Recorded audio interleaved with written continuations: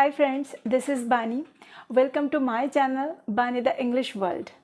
Today I will explain could have. पिछले video में मैं could be का सारा यूजेस अच्छे से एक्सप्लेन कर चुकी हूँ. तो चलिए अब आज देखते हैं could have का सारा यूजेस. could have का मतलब पास हो सकता है या फिर पास हो सकता था. अगर मैं बोलूँ नेक्स्ट मंथ मेरे पास एक कंप्यूटर हो सकता है, मतलब मैं कंप्यूटर खरीद सकती हूँ. तो कैसे बोलना है? I could have a computer next month. अगर मैं ऐसे बोलूँ कि मेरे पास एक कंप्यूटर हो सकता था, तो भी हम बोल सकते हैं I could have a computer. ऐसा सेंटेंस में हमें पॉसिबिलिटी नज़र आता है. अगर हम ये बोलते हैं कि अगला महीना मेरे पास एक कंप्यूटर होगा, तो हम कैसे बोलते हैं? I will have a computer next month. तो ये सेंटेंस में कोई पॉसिबिलिटी नहीं है. हम कंफर्म है कि मेरे पास अगला महीने एक कंप्यूटर रहेगा. ये सेंटेंस पास्ट में भी हो सकता है. जैसे उसके पास अपना घर हो सकता था. She could have her own house. तो ये सेंटेंस पास्ट में है या प्रेजेंट में है, ये हमें समझ में आएगा सिचुएशन के हिसाब से. Go through some more examples.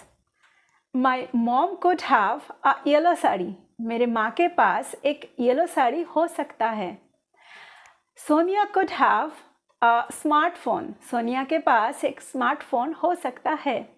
Rahul could have an earphone. Rahul के पास एक ईयरफोन हो सकता है. यह सेंटेंस को हम पास्ट में भी बना सकते हैं. जैसे मेरी माँ के पास एक येलो साड़ी हो सकता था. माई mom could have a yellow sari. Sonia के पास एक स्मार्टफोन हो सकता था. Sonia could have a smartphone. Rahul के पास एक ईयरफोन हो सकता था. Rahul could have an earphone. अब ये हमें अच्छे से पता चल गया है कि कुड हैव को यूज़ करके हम सेंटेंस को पास्ट में भी बना सकते हैं और प्रेजेंट में भी बना सकते हैं.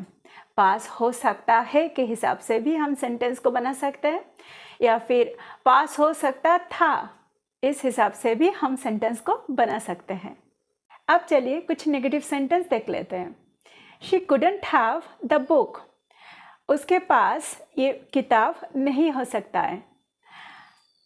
He couldn't have the answer of this question. ये सवाल का जवाब उसके पास नहीं हो सकता है. हम अगर ये सेंटेंस को पास्ट में बनाएं तो भी हम बोल सकते हैं कि उसके पास ये किताब नहीं हो सकता था. She couldn't have the book. उसके पास ये सवालों का जवाब नहीं हो सकता था. He couldn't have the answer of this question. अब चलिए देखते हैं इंटरोगेटिव सेंटेंस कैसे बनता है. अगर हम बोले कि मेरे पास अगला साल क्या एक अपना घर हो सकता है? Could I have my own house next year. अगर हम ये सेंटेंस को वाई से स्टार्ट करें कि क्यों नहीं हो सकता है मेरे पास एक अपना घर नेक्स्ट ईयर, तो भी हम ऐसे बना सकते हैं. अगर मैं ऐसा बोलूँ कि अगला साल मेरे पास एक अपना घर क्यों नहीं हो सकता है, तो हमें सेंटेंस को ऐसे बनाना पड़ेगा कि why couldn't I have my own house next year. अब चलिए देखते हैं कुड हैव के साथ अगर हम वर्ब का थर्ड फॉर्म लगाते हैं तो कैसा बनता है सेंटेंस. इसका मतलब होता है कर सकता था. ये एक हाइपोथेटिकल सेंटेंस है क्योंकि किया नहीं है. कर सकता था मतलब ये काम किया नहीं गया है, इसलिए ये सेंटेंस काल्पनिक है. चलिए कुछ एग्जांपल्स देखते हैं. You could have given me the book that day. तुम मुझे ये किताब उस दिन दे सकते थे.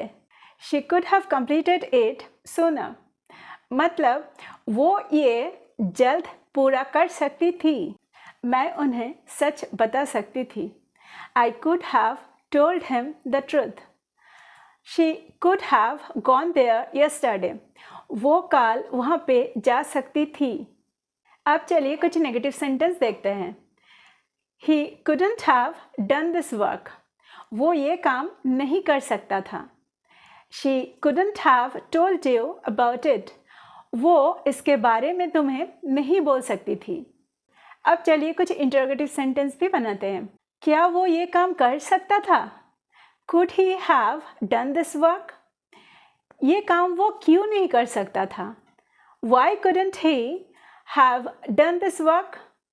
तो आज हमने देखा कि could have का दो मीनिंग आता है। जैसे पास हो सकता है, पास हो सकता था। अगर हम could have के साथ वर्ब का थर्ड फॉर्म यूज़ करते हैं तो सेंटेंस का मीनिंग कुछ इस तरह सा हो जाता है।